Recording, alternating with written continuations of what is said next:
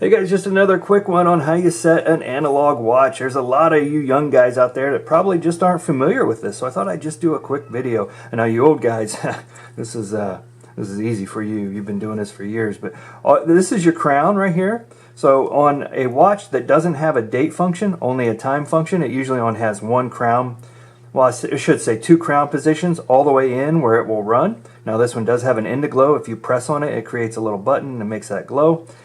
And then your other position is a time set position, which is when you just get your fingernail under there and you pull that out. Now don't pull too hard. You don't want to pull your crown completely out.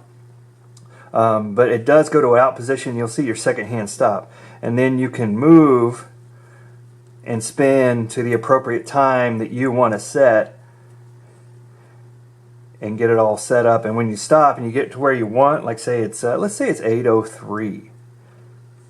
Right there to 3.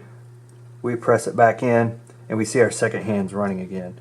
And that's it. That's just how easy this is to set a watch, an analog watch. Again, just pull that crown out a little bit.